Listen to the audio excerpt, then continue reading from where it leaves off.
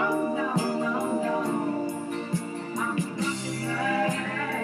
evening, everyone.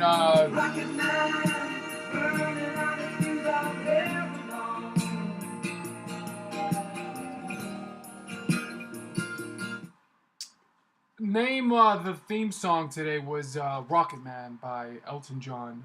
And the topic of discussion today is the Houston Rockets versus the Golden State Warriors going on game one, coming soon, I think Monday. And a few pointers I want to bring out before the series starts. Quite honestly, I don't see the Rockets actually beating the Golden State Warriors. I still see the Golden State Warriors advancing. And I'll bring up some points. I don't know the exact number. I'm thinking 4-2, almost 4-1, just to give. I'm giving 4-2 to benefit of the doubt for the Rockets since they did hire Chris Paul in the offseason. And he's made a huge impact in this team. But point is, and I'm going to cut it short, the Houston Rockets, in order to have a chance in this series, quite honestly, they need one thing changed in the starting lineup, and one player in particular. And I think we all know that PJ Tucker has done a phenomenal job this entire year playing great defense, putting his best efforts against teams in the playoffs. Even he brings a sort of toughness to the team. Same with Capella and Trevor Ariza. They're the defense that kind of sustains this team together. But I think in order to beat the Golden State Warriors, you need to fight fire with power, fire with fire. And I don't think having PJ Tucker in their starting lineup is going to help them. And that's why I think Eric Gordon should be starting right away. And the reason being is, let's say you're playing Golden State Warriors, which most teams do, and they start off getting hot. And then you're down 10 to 15 points already in the first quarter. By that time, you bring Eric Gordon to kind of even things out and get your offense going in the right direction. But the momentum and the avalanche has already started, and these guys, you've given these guys enough confidence and enough firepower that they have already to kind of get the ball rolling. In other words, and you need to match that. You need to match those points intensity, that intensity that Golden State brings, the points, 3-point shot. They just catch fire, man, and it's over. Quite honestly. Because it carries over with the team. Draymond Green is a great defensive catalyst, but he also brings a lot of those screens that he does. It's great. He opens up Stephen Curry, Klay Thompson, Kevin Durant.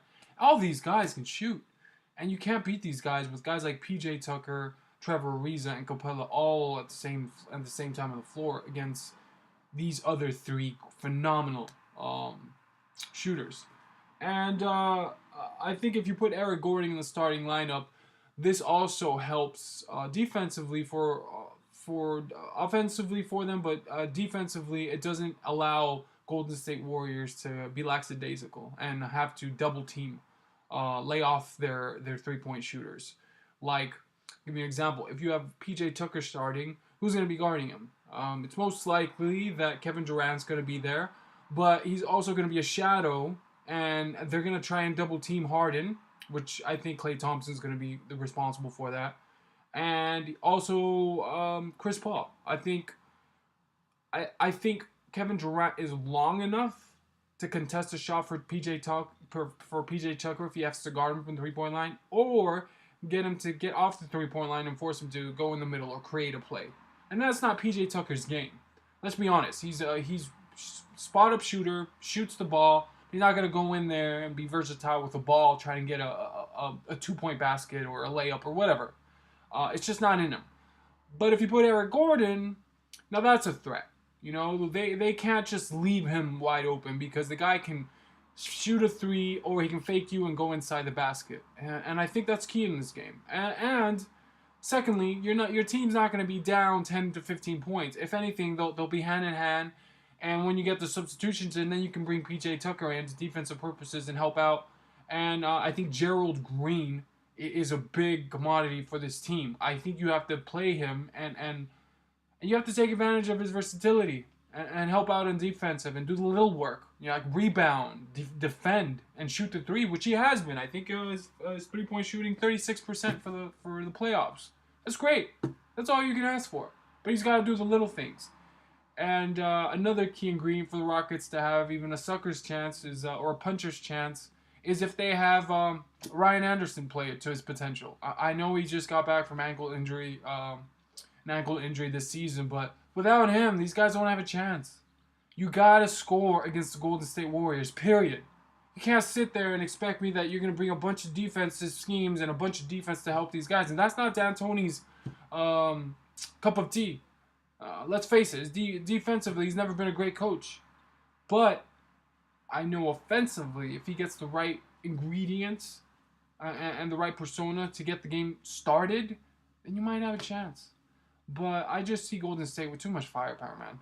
They look 1-5, 1-6. Even Iguodala coming off the bench, that's huge. You have Draymond Green, who plays tough and plays smart. You know, a lot of people say that he talks a lot and he gets a lot of technical fouls, but the guy plays under control. It's weird to say that because he almost looks like he loses control sometimes, but he doesn't. Like the guy, his head is there to win the game. He might do things to kind of get the other team's players riled up and get their focus out of the game, but he knows what he's doing. And then you have Iguodala, who's also the voice of the team that comes off the bench. It's like, what? They have the intelligence, they have the shooters, and they have the coach. So what you got to do is you got to bring your best players off the bench, your starters, and your coach. And Tony's a phenomenal job. He's got his work cut out for him. I just don't see this happening, but it's the only chance they have. So quite honestly, I see Golden State winning 4-1. And that's no offense to James Harden's season. He has a phenomenal season. Obviously, he's going to win MVP, I hope.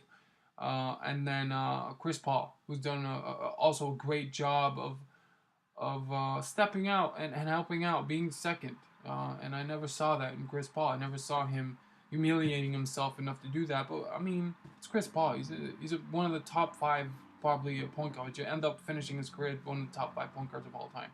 But yeah, you have any comments, concerns? Well, not concerns, just comments.